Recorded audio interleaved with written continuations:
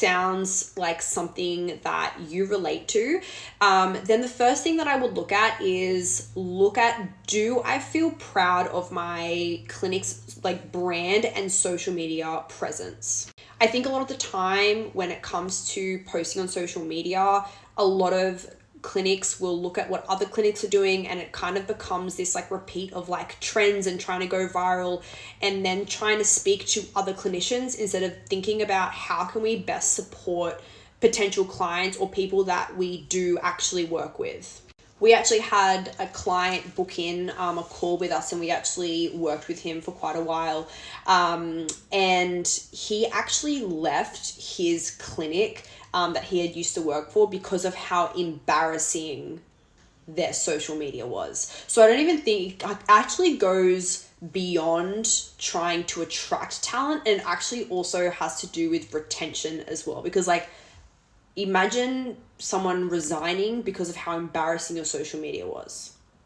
Now, of course, there are other reasons as to why someone may not want to work for the clinic. It could be the director, it could be management, it could be the culture. There are so many reasons as to why staffing could be an issue.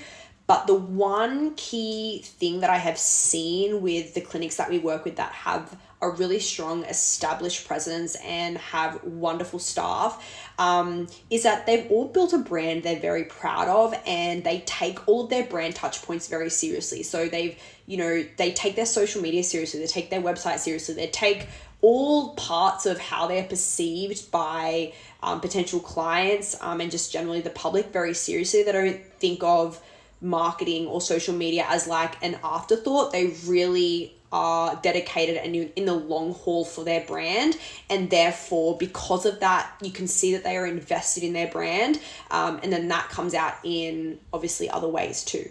So if you are wanting to create a clinic that really genuinely stands out and reflects the clinical excellence that you have in your clinic, just remember that when you're thinking about your overall touch points and your presence, that if you think of just social media as something that ends up at the bottom of the to-do list, then the entire perception of your brand is probably going to feel like that. And therefore that's when you get the whole social media doesn't work for me.